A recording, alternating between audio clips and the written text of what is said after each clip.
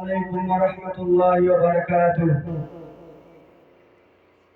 الحمد لله نحمده ونصلي على رسوله الكريم أما بعد فأعوذ بالله من الشيطان الرجيم بسم الله الرحمن الرحيم.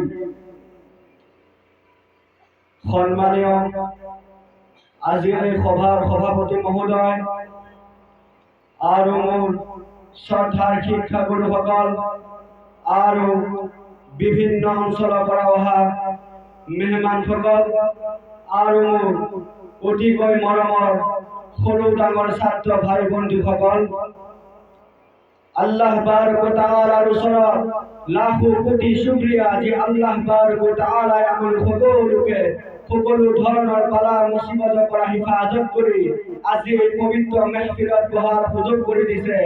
সেয়েহে আমি সকলোৱে অন্তৰৰ পৰা এবাৰ আল্লাহৰ শুকৰিয়া আদায় কৰিলো, আলহামদুলিল্লাহ। আৰু সেইজনা বিশ্ব নবী জনাবে মুহাম্মদুৰ ৰাসূলুল্লাহ সাল্লাল্লাহু আলাইহি ওয়াসাল্লামৰ ওপৰত দুৰূদ পঢ়িলাও, যিজন নবীৰ খাতিৰত আল্লাহ বাৰক ও তাআলাই এই গোটেই বিশ্ব ব্ৰহ্মাণ্ড সৃষ্টি কৰিছে, সেইজন নবীৰ ওপৰত এবাৰ দুৰূদ পঢ়িলাও সাল্লাল্লাহু আলাইহি ওয়াসাল্লাম। প্যারে হাজিৰিন, মই আজি আপোনালোকৰ মাজত আহিছো। আমাৰ বিশ্ব নবী যেতিয়া নেকি মেৰাজত গৈছিল, তেওঁ মেৰাজত কেনেকৈ গৈছিল আৰু ক'ত গৈছিল তাৰ বিষয়ে চমুকৈ কিছু আলোচনা কৰিম। যদি ইয়াৰ মাজত কিবা ভুল হয় আপোনালোকে ক্ষমা কৰিব বুলি মই আশা ৰাখিলো। এদিনাখন বিশ্ব নবী জনাবে মুহাম্মদুৰ ৰাসূলুল্লাহ সাল্লাল্লাহু আলাইহি ওয়াসাল্লাম হাতিবে কাবাত শুই আছিলে। এনে সময়তে হযরত জিব্রাইল আৰু হযরত মিকাইল আলাইহিস সালাম আহিলে। আহি ক'লে, ইয়া ৰাসূলুল্লাহ, ইয়া হাবিবাল্লাহ, আপুনি আমাৰ লগত বলক। বিশ্ব নবী দুজন ফেৰেশতাৰ সৈতে বুৰাকত উঠি মছজিদে হাৰামৰ পৰা মছজিদে আকসালৈকে গ'ল। আৰু সেই মছজিদে আকসাত আল্লাহ বাৰক ও তাআলাই বিশ্ব নবীৰ খাতিৰত সকলো নবী ৰাসূলসকলক তাত উপস্থিত কৰি ৰাখিছিল। আৰু সেই মছজিদে আকসা যোৱাৰ লগে লগে হযরত জিব্রাইল আলাইহিস সালামে আযান দিলে আৰু সকলো নবী ৰাসূল নামাজৰ কাৰণে থিয় হৈ গ'ল। কিন্তু সকলোৰে মনত প্ৰশ্ন আহিল যে নামাজ কোনে পঢ়াব। এনে সময়তে হযরত জিব্রাইল আলাইহিস সালামে বিশ্ব নবীৰ হাত মুবাৰকত ধৰিলে, ধৰি তেওঁক আগত কৰাই দিলে আৰু বিশ্ব নবী সাল্লাল্লাহু আলাইহি ওয়াসাল্লামে সকলো নবী ৰাসূল আৰু ফেৰেশতাসকলক লৈ সেই নামাজৰ ইমামতি কৰিলে। সুবহানাল্লাহ। আৰু বিশ্ব নবীৰ দুনিয়াৰ যাত্ৰা, এই যাত্ৰা মছজিদে হাৰামতে সমাপ্ত হ'ল। তাৰ পিছত তেওঁলোকে আসমানৰ যাত্ৰা আৰম্ভ কৰিলে। তেওঁলোকে আসমানৰ যাত্ৰা কৰি তেওঁলোকে প্ৰথমে যেতিয়া নেকি প্ৰথম আসমানত গ'ল, প্ৰথম আসমানত হযরত আদম আলাইহিস সালামৰ লগত মুলাকাত হ'ল। যেতিয়া নেকি তেওঁলোকে দ্বিতীয় আসমানত গ'ল, দ্বিতীয় আসমানত হযরত ঈসা আৰু হযরত ইয়াহইয়া আলাইহিস সালামৰ লগত মুলাকাত হ'ল। যেতিয়া নেকি তেওঁলোকে ৩ নম্বৰ আসমান পালেগৈ, ৩ নম্বৰ আসমানত হযরত ইউসুফ আলাইহিস সালামৰ লগত মুলাকাত হ'ল। যেতিয়া নেকি তেওঁলোকে ৪ নম্বৰ আসমানত গ'ল, ৪ নম্বৰ আসমানত হযরত ইদ্রিস আলাইহিস সালামৰ লগত মুলাকাত হ'ল। যেতিয়া নেকি তেওঁলোকে ৫ নম্বৰ আসমান পালেগৈ, ৫ নম্বৰ আসমান পোৱাৰ লগে লগে তেওঁলোকে হযরত হাৰুন আলাইহিস সালামৰ লগত মুলাকাত হ'ল।